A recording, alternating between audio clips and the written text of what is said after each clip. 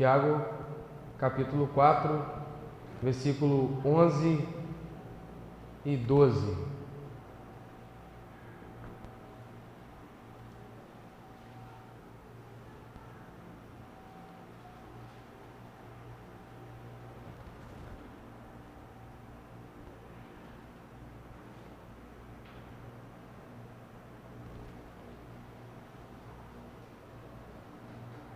Aqueles que acharam, se coloquem de pé, vamos ler a palavra de Deus para a nossa reflexão nessa noite. Como é bom estarmos aqui, irmãos, novamente. Estávamos, de fato, com saudade de rever alguns irmãos, então temos aí a alegria de podermos novamente voltar com a Kombi, e isso é uma grande bênção.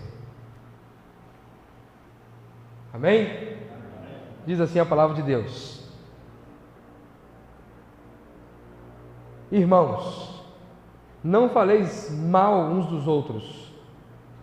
Quem fala mal de um irmão e julga seu irmão, fala mal da lei e julga a lei. Ora, se julgas a lei, não és observador da lei, mas juiz. Há um só legislador e juiz, aquele que pode salvar e destruir.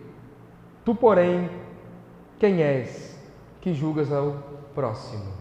Até aqui a leitura da palavra de Deus. Deus, fale aos nossos corações nesse assunto tão necessário, urgente para os nossos dias, um assunto eclesiástico, de administração eclesiástica, um assunto de importante destaque, lugar em nossos dias, ó Deus, em que falta a muitos a compreensão a respeito da teologia bíblica, da disciplina na igreja, da instrução, do julgar, de considerar os fatos pecaminosos e tomar devidas providências bíblicas para tratar o pecador, para combater o pecado no seio da Tua igreja. Fale aos nossos corações, ó Deus, para que nós sejamos encorajados a viver como irmãos, cuidando um do outro. Em nome de Jesus, ó Deus, edifique a Tua igreja com a Tua palavra e venha nos fortalecer para a glória do Senhor, ó Deus. E que nós venhamos viver, ó Deus, tempo de edificação, um edificando a vida do outro, crescendo junto com o outro, e que haja em nosso meio, Deus, um crescimento de discipulado, e que nós possamos, ó Deus, aprender com a Sua palavra a viver na prática o Evangelho, Senhor. Que nós não venhamos ser teóricos, crentes que conhecem e dominam várias áreas da teologia, mas que nós possamos ser piedosos, dispostos a viver o Evangelho de Cristo Jesus. Em nome de Jesus nós oramos, ó Deus. Amém e amém. Poderia sentar, irmãos? Alguém já disse que a última parte do homem a se converter é a língua. A penúltima é o bolso. E nós temos visto Tiago orientando sobre isso, irmãos. E eu quero, nessa noite, falar de forma clara, direta, objetiva e também abranger a teologia bíblica a respeito desse assunto. Tiago, ele faz um intervalo nas suas orientações a respeito de viver e confiar em Deus, para trazer uma orientação direta a respeito da língua, visto que no capítulo de número 2, ele nos orienta a respeito da nossa convivência litúrgica, como recebemos pessoas e amamos pessoas. No capítulo 3, ele vai trazer a questão da língua, da fala, de como a língua edifica ou traz sérias complicações no seio da igreja e na vida do crente.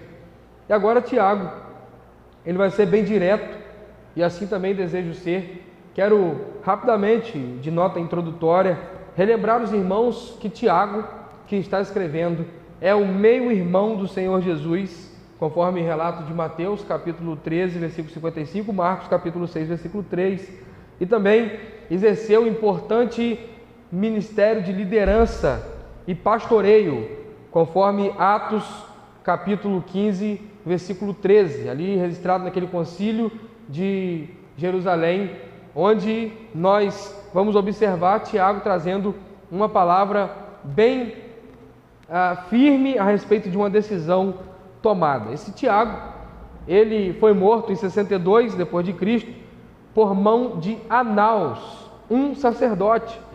E a história, os historiadores, eles nos apresentam essa morte uma questão muito controversa.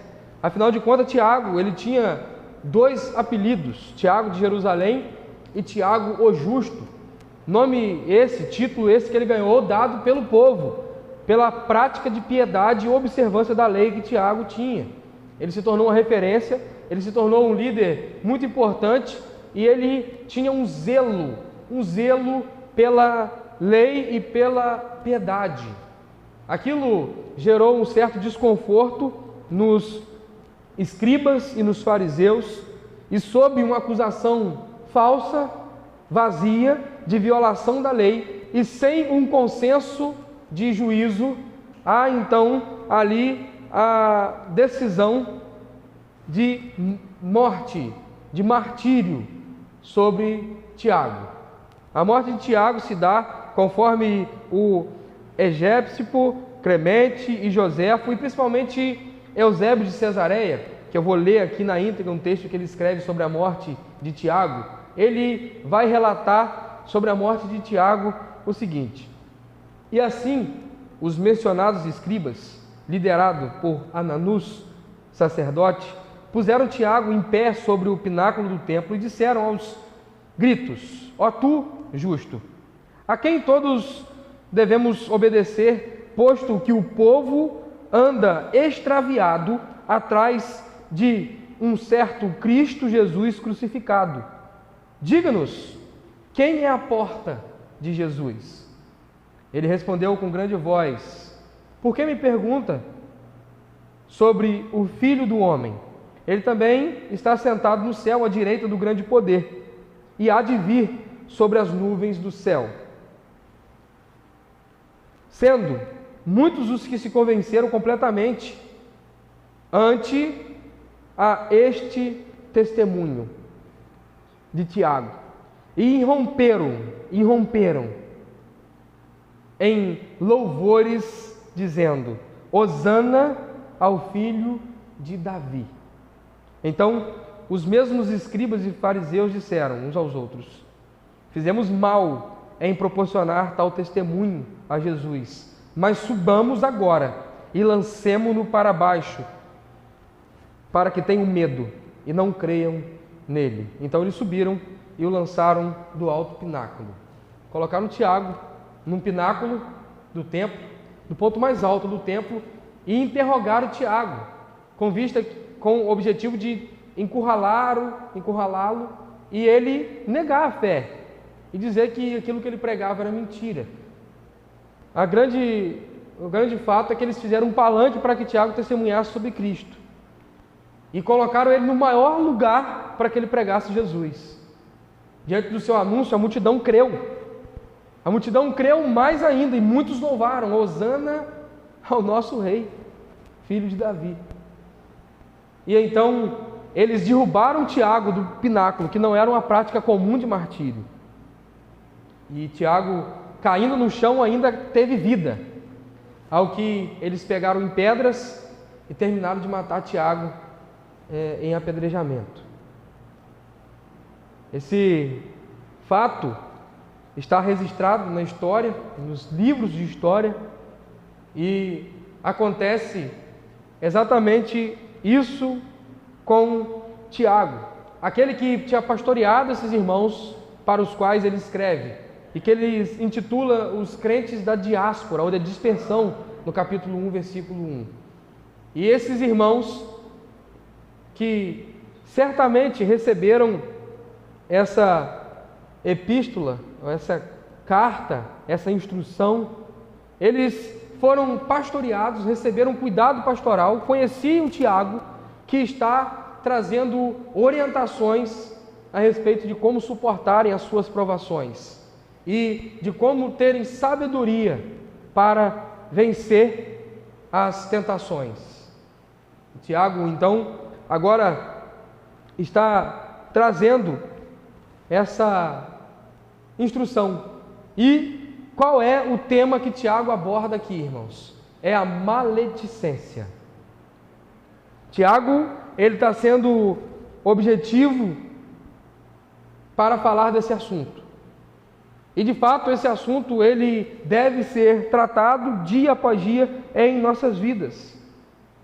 Nós observamos que Tiago já trouxe vários encorajamentos e podemos observar que esses encorajamentos eles produzem sabedoria para que os crentes possam suportar as suas aflições e diante de suas tentações eles possam fugir do diabo e não dar ocasião para que a carne ou a concupiscência venha ganhar espaço e dar à luz a um filho chamado pecado. Esse filho vai matar a vida do crente. O pecado gera morte, separação, distanciamento de Deus.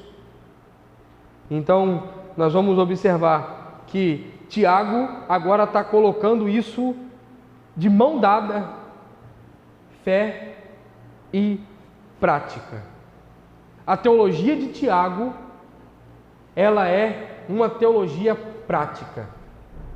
Tiago faz com que a fé, ela dê as mãos com a ética e ande harmoniosamente.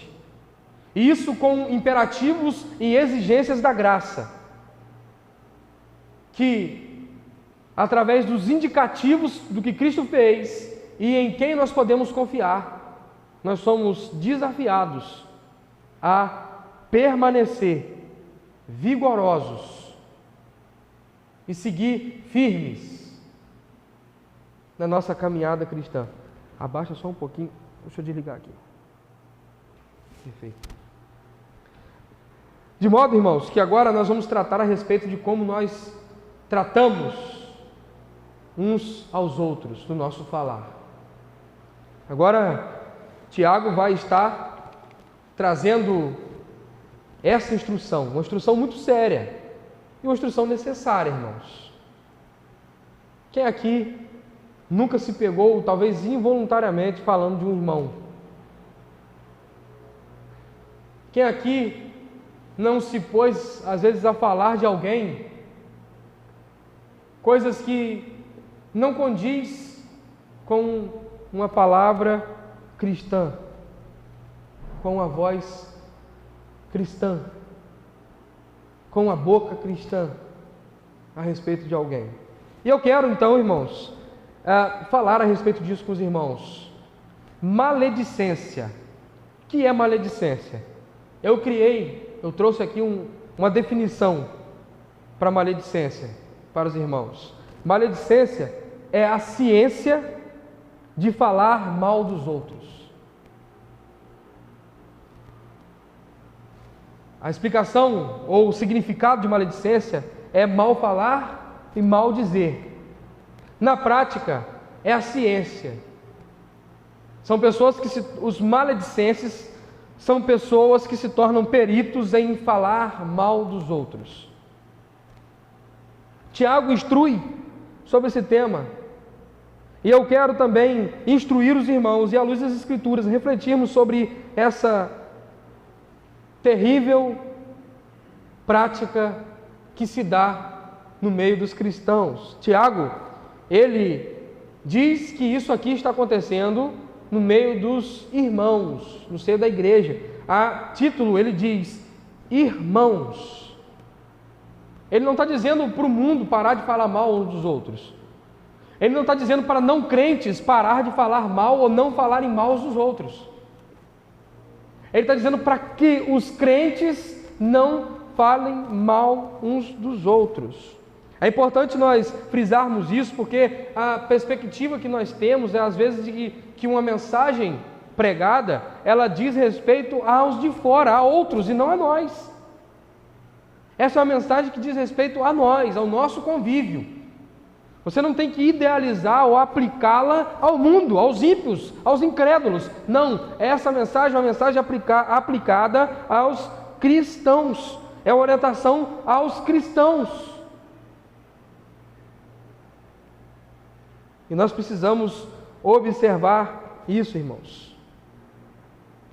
Nós caímos no erro da maledicência, e Tiago nos chama a atenção disso, quando nós falamos mal de um irmão, em primeiro lugar. Em segundo lugar, quando falamos de um irmão com outro irmão. Primeiro, nós falamos mal a respeito de uma pessoa. E segundo, nós falamos mal dessa pessoa com outra pessoa.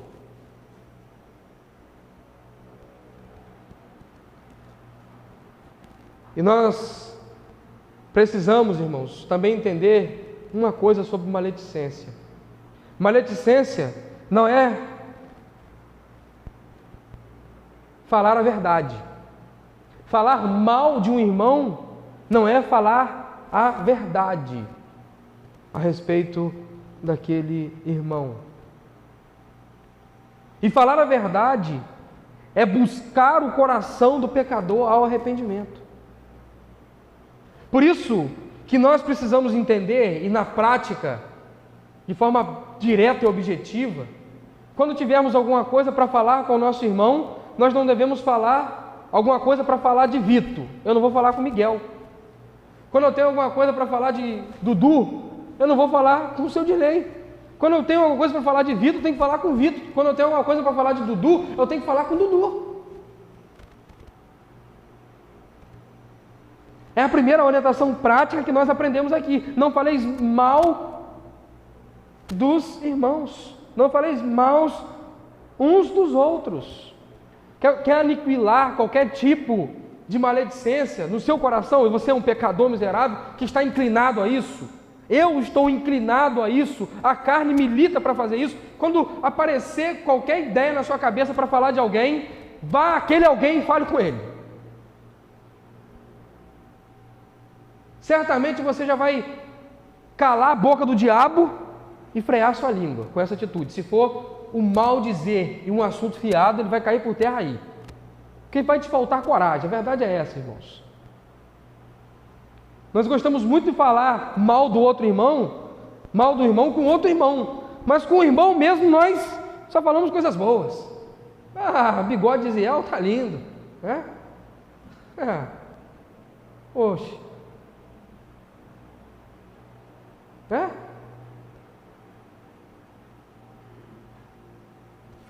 Falar coisa boa a gente pode falar. Casal bonito, seu Beto, Dona Cremilda, um exemplo para nós, coisa boa. A gente fala com a pessoa, a gente fala em outra coisa, a gente fala explodindo, né? Como se a gente tivesse. Mas quando surge um mal dizer, nós cortamos volta da pessoa sobre aquela situação, irmãos. Nós evitamos conversar com ela, evitamos olhar nos olhos dela, e quando olhamos no olho dela, nós não temos coragem de falar aquilo que estamos pensando a respeito dela. Isso é prático para a sua vida cristã ou não é? Aprenda isso, quando você tiver que falar com alguém, ou falar de alguém, fale com ela. Nós precisamos entender que, ao conversar com um irmão, nós devemos observar que, se aquilo que estamos pensando a respeito dele for verdade, ninguém mais interessado em ouvir aquilo do que a pessoa. A Bíblia nos instrui, em Mateus capítulo 18, versículo 15 a 17, de forma muito clara a respeito disso, irmãos. Diz assim a palavra de Deus: ora, se teu irmão pecar contra ti, vai e repreende-o entre ti e ele só. Se te ouvir, ganhaste a teu irmão. Olha a primeira orientação. Suponhamos que o Miguel tenha ido no show de Ferrugem, e alguém viu Miguel ali, ou viu alguém parecido com Miguel, pior ainda, e falou assim: olha, tem aquele rapazinho que está indo lá na igreja em Água Fria, está até tocando lá, você não acredita, eu vi ele lá no show de Ferrugem, você não sabe, ele estava com um copo de bebida na mão. Mas é ele mesmo? Aí a pessoa fala assim: rapaz, mas eu acho que é ele. Eu acho que é ele, mas já passou para frente. Só para frente. Se isso era uma verdade ou uma mentira, o que a Bíblia manda a pessoa fazer? Se o mundo falou isso, não tem como aplicar isso ao mundo. Mas, irmãos, não faleis mal. Se você ouviu isso, por exemplo, alguém do mundo falou isso com você, a primeira atitude sua era ir até o Miguel e perguntar: Miguel, você estava lá no show de Ferrugem? Estava lá enferrujando também? Vem cá que eu vou te passar um corrosivo para arrancar essa ferrugem aí. É a primeira atitude do crente, irmãos. Um crente, quando escuta alguém falar mal de o mundo falar mal de um irmão, ou fazer uma acusação ao irmão, a primeira atitude do crente é ir até aquele irmão e conversar com ele, falar: irmão, como é que é? Estava lá, irmão, o que é isso? O que aconteceu com você? Não estava lá não, foi engano, perante Deus, eu não estava lá. Não era eu. Ou então, era. E ele vai falar assim: era eu sim. Eu vacilei, eu escorreguei, eu pequei. Me ajude em oração. E se você convencer aquele irmão do erro, a Bíblia está dizendo que você o ganhou. O ganhou. Filipenses capítulo 4, versículo 8.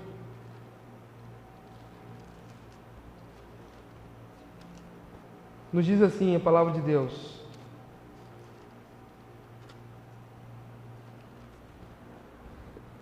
quanto ao mais, irmãos, tudo que é verdadeiro, tudo que é honesto, tudo que é justo, tudo que é puro, tudo que é amável, tudo que é de boa fama, se há alguma virtude e se há algum louvor, nisso pensai. Quando vamos falar de outro irmão, nós precisamos aplicar a verdade que ocupa a nossa mente, os nossos corações diante da palavra de Deus. Se há louvor, se há mérito, se há honra, se é verdadeiro, se é honesto, nisso pensai. Romanos capítulo 12, versículo 10, nos diz assim a palavra de Deus. Romanos capítulo 12, versículo 10.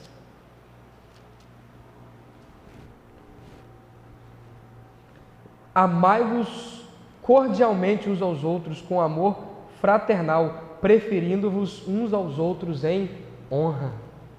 Quando eu amo o Vitor e vou conversar com o Jonathan sobre o Vitor, eu prefiro em honra falar sobre o Vitor. Quando eu amo a Tamires, eu vou conversar sobre a Tamires, ou surge o nome da Tamires no meio de uma conversa, eu prefiro ela em honra.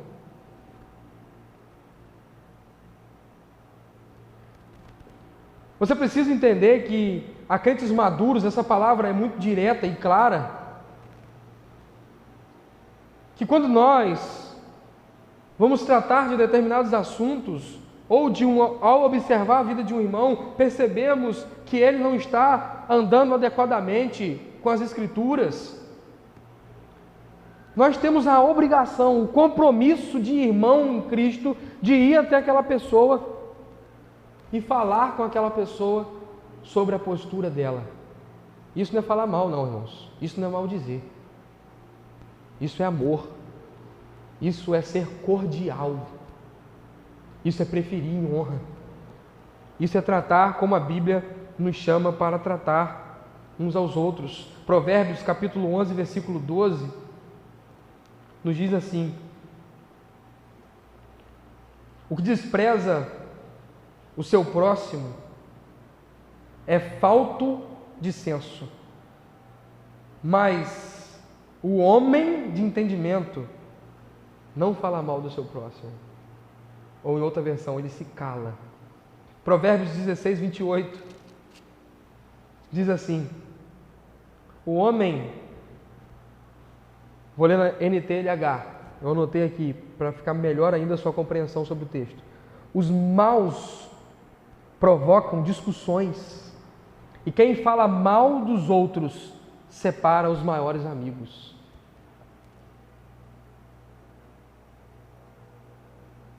Existem verdades a respeito de mim e de você que talvez nós não percebamos, mas que em uma conversa saudável, em amigos que estão dispostos a orar por mim e me ajudar, vão ser identificadas. E no meio daquela oração, daquela conversa, daquele diálogo, aquilo que é verdade produz encorajamento para que aquele irmão que percebeu, ele vai até a pessoa e trate daquele assunto.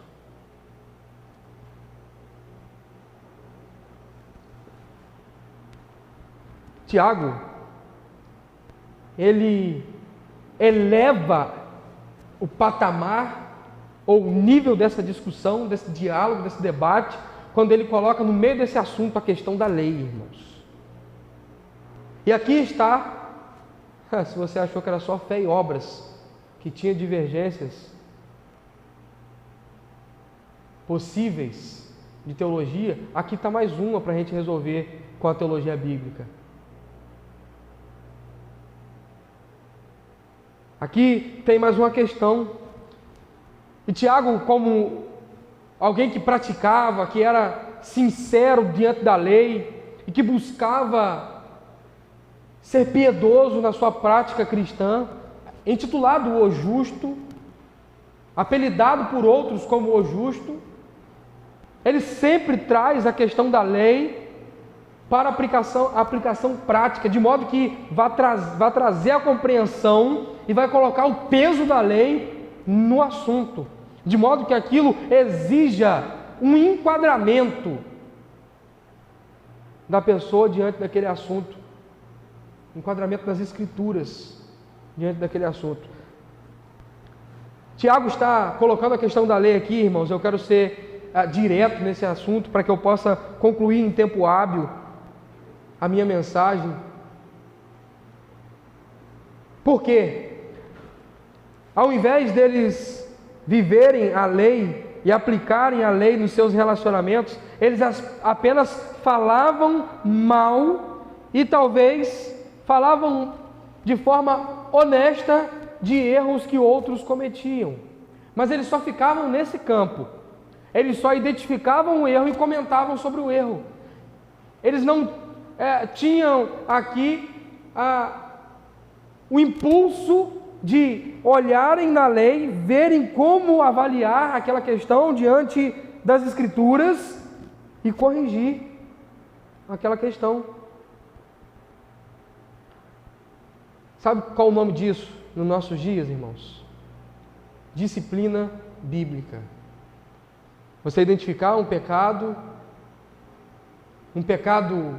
prático, recorrente, reincidente na vida de um cristão, chamá-lo a conversar sobre o assunto e a tratar daquele assunto à luz das Escrituras, de modo que aquele irmão seja alcançado pela palavra sábia e branda e seja transformado, voltando-se ao arrependimento e sendo cuidado para que retome o seu vigor espiritual e a sua convivência cristã. Isso é disciplina bíblica, irmãos. Tiago está orientando aqui a respeito desse assunto. Ele está dizendo: conhece a lei, julga o irmão, mas não aplica a lei. E podemos aqui aplicar a verdade, não aplica o evangelho, não aplica o ensino de Cristo, porque quando os escritores neotestamentários, eles fazem menção da lei, eles fazem menção à luz do ensino de Cristo sobre a lei. Não sei se os irmãos já sabiam disso. Quando há um chamado de Paulo para voltar ou para praticar uma verdade da lei, quando há um chamado de Tiago para que se voltem e pratiquem a verdade da lei, é um chamado para que, sobre a orientação de Cristo, aquele ensino de Cristo, sobre aquela questão da lei, seja praticada. E inúmeras vezes nós vemos, por exemplo, o apóstolo Paulo chamando a amar a Deus e amar o próximo, com pauta naquilo que Deus estabeleceu na lei, sobre aquilo que Cristo ensinou, interpretou e aplicou sobre aquela questão. Tiago está diante de fariseus, mestres da lei, escribas, ou talvez alguns que se auto-intitularam mestres, como no capítulo 3 ele já exortou a respeito disso, e estavam simplesmente não aplicando a verdade das Escrituras no tratamento de algumas questões, mas simplesmente causando burburinhos, discórdia, desarmonia e divisão.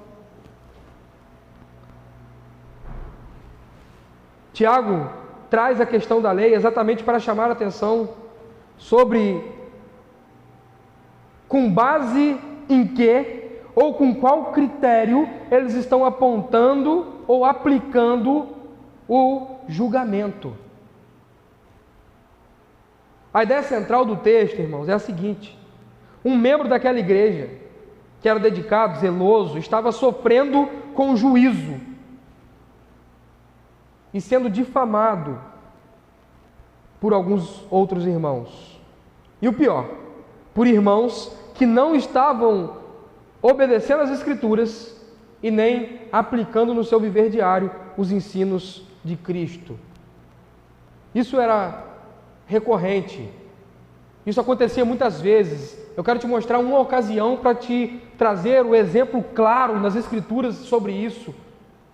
A passagem de João, capítulo 8, versículo 1 ao 11, a mulher adúltera.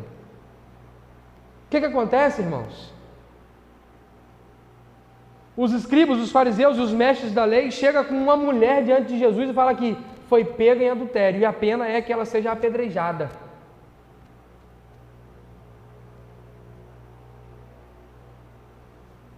Vamos ver o que as Escrituras dizem a respeito disso rapidamente. Levítico. Sobre o adultério e a punição do adultério. Levítico, capítulo 20, versículo 10.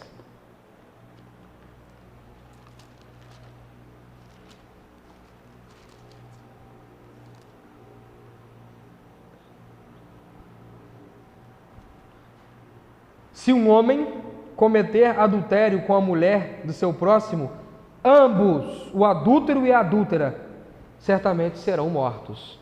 Agora, abre em outro texto, ainda no Antigo Testamento, mais à frente, Deuteronômio 22, 22. Diz assim: se o homem for achado deitado com a mulher casada, ambos serão mortos, o homem que se deitou com a mulher e a mulher. E assim extirparás o mal de Israel. Qual é o erro daqueles escribas, fariseus e mestres da lei? Cadê o homem da cena?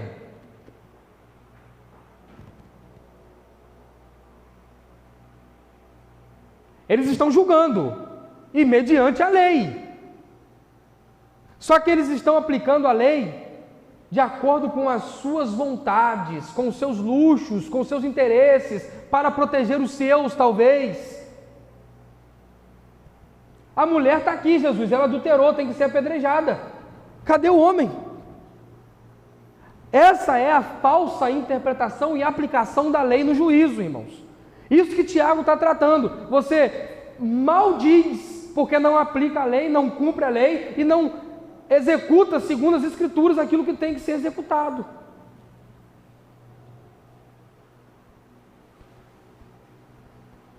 E assim, irmãos, até hoje nos nossos dias, as pessoas elas se escondem atrás de seus pecados, recortando textos das suas Bíblias para não serem condenadas por esses textos. Elas reivindicam que pecados X e Y sejam tratados, mas o pecado Z, que é o pecado dele, elas tiram de cena. A hipocrisia continua a mesma. E o nome disso, na prática, é simplesmente, como Tiago aborda, ser maledicente.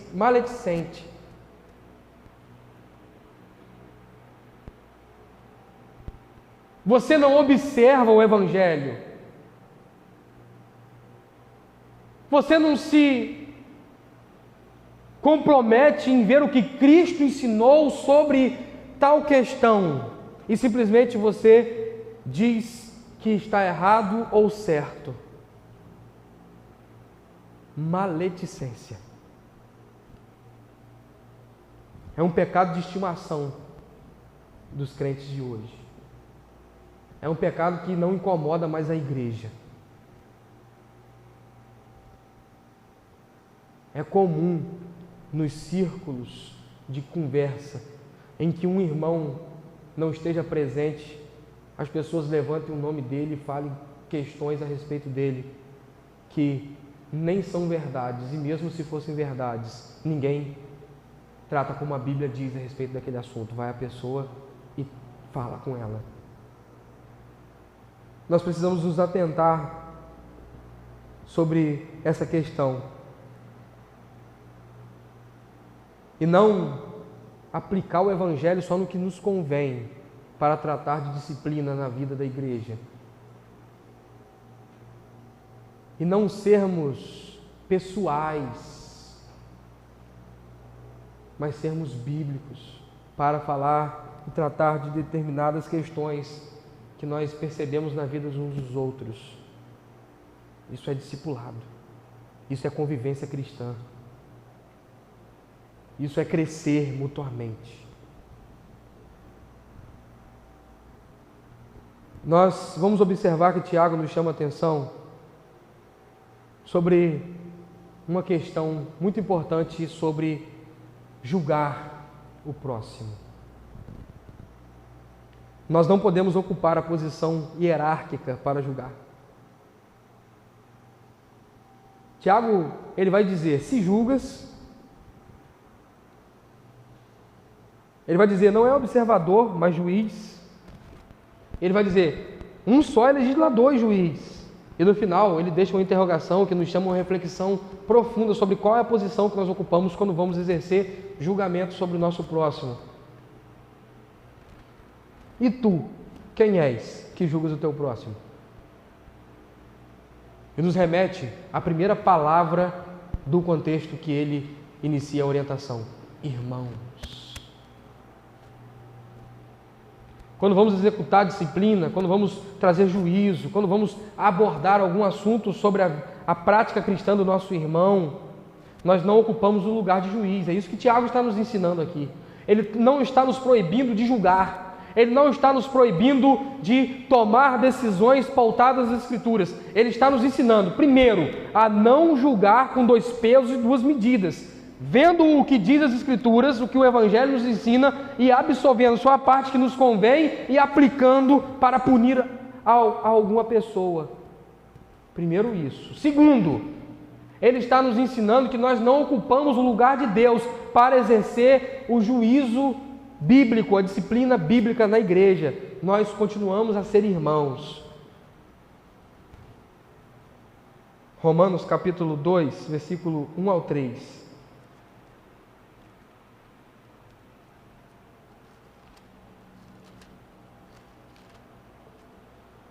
Romanos capítulo 2, versículo 1 ao 3.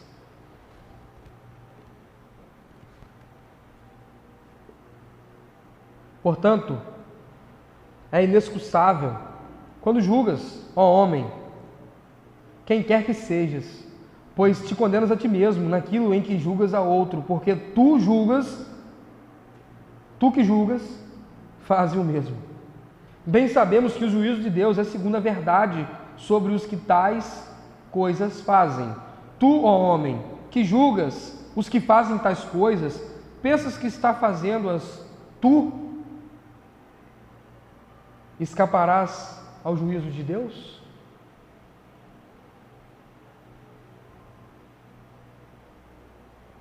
Aqui está o nivelamento de que quando nós tomamos uma decisão de disciplina, quando nós vamos a um irmão para orientá-lo, nós precisamos estar nos enquadrando naquele ensino. Senão nós estamos julgando nós mesmos no juízo do nosso irmão.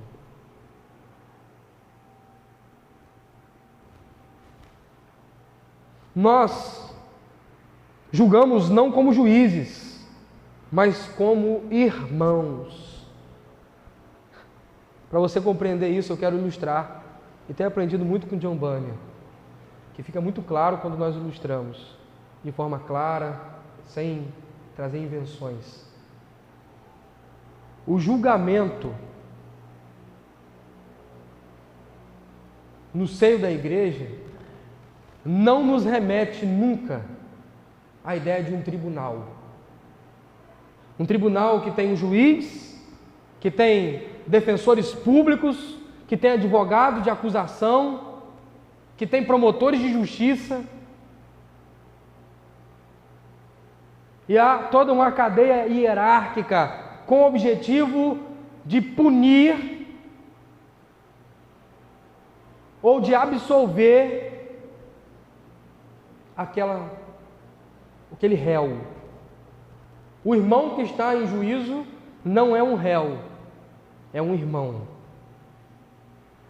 E as pessoas que estão exercendo a disciplina em juízo, em julgamento, elas não são juízes, elas são irmãs. Irmãos em Cristo. A ideia do julgamento bíblico nos remete muito mais a uma grande família reunida em volta de um grande jantar, um jantar especial, em que um assunto a respeito de alguém vai ser colocado na mesa e há um diálogo a respeito daquele assunto, onde um irmão fala, o outro pondera, o pai orienta e no fim todos continuam sentados e se alimentam, de modo que eles podem viver a comunhão da mesa.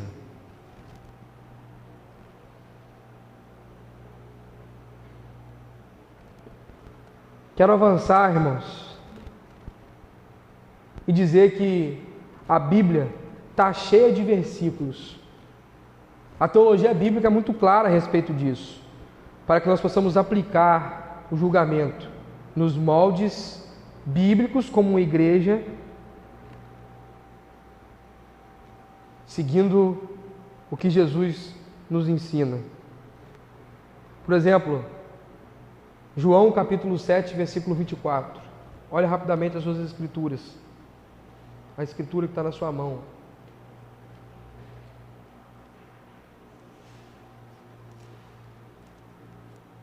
João capítulo 7, versículo 24. Não julgueis segundo a aparência, mas julgai segundo a reta justiça. O Senhor Jesus Cristo está nos dizendo aqui, nós não devemos olhar para um rostinho e tomar uma decisão pessoal para determinado juízo. Quem é a pessoa? Nas grandes igrejas, nas igrejas imperiais de hoje, tá, irmãos, que eu estou falando, não é na época do império, não.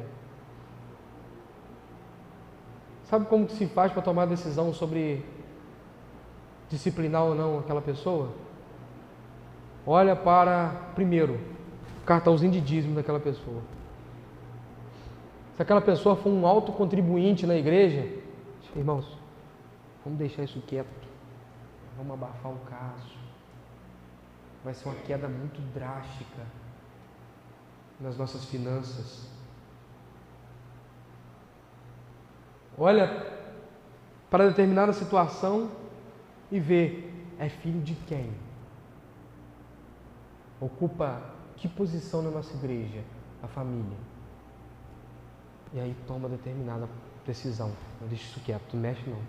Família é muito grande, muita gente pode sair da igreja. Não mexe não. O que a Bíblia diz? Julgue segundo a reta justiça. Não está contradizendo o que Tiago disse. Está fortalecendo para que nós possamos ser retos, observar o que o Evangelho nos ensina, o que Cristo nos orientou, qual a interpretação de Cristo a respeito da lei e a aplicação prática daquilo que Ele interpretou, e nós observarmos e aplicarmos isso no contexto de igreja, irmãos. Esse juízo não pode ter 2 pesos e 2 medidas. Mateus capítulo 7, versículo 1 ao 5. A trave no meu olho e o cisco no seu olho. E aí eu vou te dizer, arranca o cisco do seu olho, sem observar a trave no meu olho. Ainda, quando acontece uma questão de dificuldade de relacionamento, de combater pecado no seio da igreja de Coríntios, o apóstolo Paulo, 1 Coríntios capítulo 6, versículo 2, ele vai dizer: não sabeis vós que os santos hão de julgar o mundo? E vocês não têm sabedoria nem para tratar dessas questões entre vocês, mas antes querem levar aos tribunais pagãos. Nós precisamos nos atentar a isso, irmãos, porque a Bíblia nos chama a tomar decisões, a orientações práticas, a disciplina, a correção. Isso é bíblico. Uma igreja saudável vive a disciplina da igreja. Isso diz respeito à disciplina bíblica. E fazer isso, dominados pela piedade, instruídos pela verdade, é como colocar um carro na contramão de todo o sistema eclesiástico hoje, irmãos. Poucas são as igrejas que decidem caminhar pela firme convicção da disciplina bíblica na igreja. E quando nós colocamos o nosso carro na contramão do sistema eclesiástico, não mexe com isso não, vamos orar por isso, é assim mesmo, são outros tempos. Colocamos o nosso carro na contramão e aceleramos forte. E o que nós vamos escutar? Vocês julgam demais as pessoas. Essa é a primeira frase. Segunda frase: por que um Deus que ama incondicionalmente disciplinaria alguém? Eles perguntam. E nós respondemos: para que a igreja se apresente gloriosa diante do Senhor. Para que o vestido da noiva não tenha sujos de lama, respingos de lama.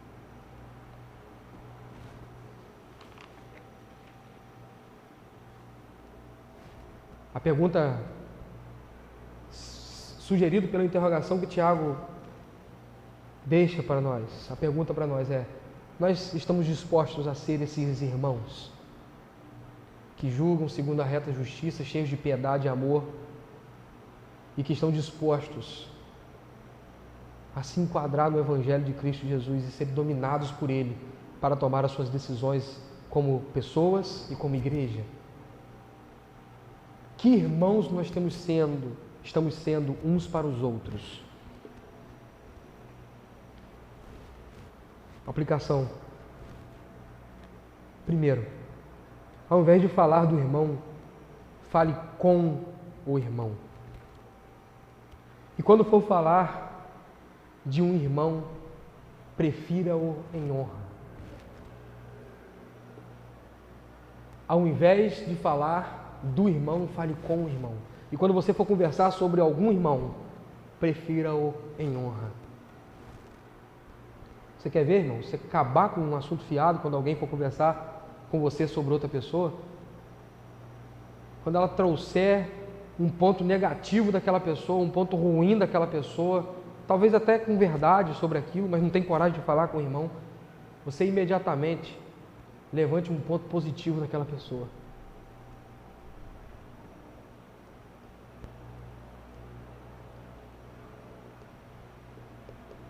Miguel tem um cabelinho cortado igual de velhinho, a carinha de velhinho, o jeitinho de velhinho.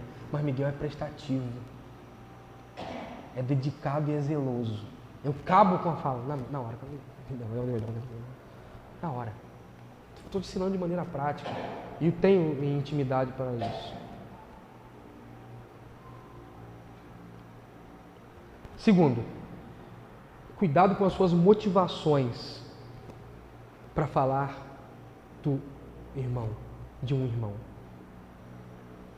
A mãe da maledicência é a inveja e a filha é a calúnia.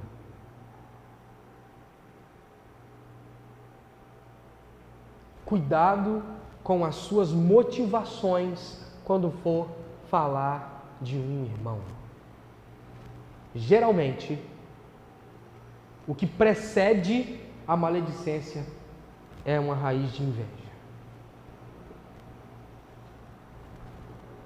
E o que isso gera? Calúnia.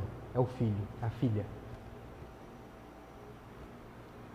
Terceiro, não julgue como um juiz, mas como um irmão. Quando for olhar para a vida de alguém e observar uma falha dela, não se coloque como um juiz que está condenando aquela pessoa ou irá absorvê-la conforme a postura que ela tomar diante da sua abordagem, mas como um irmão. Isso nos chama, irmãos, isso nos chama a andar a segunda milha.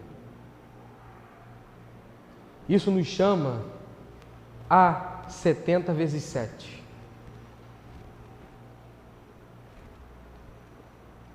Qual o nosso desafio, irmãos, aqui? Conheça o Evangelho, busque mais e mais a Deus em oração.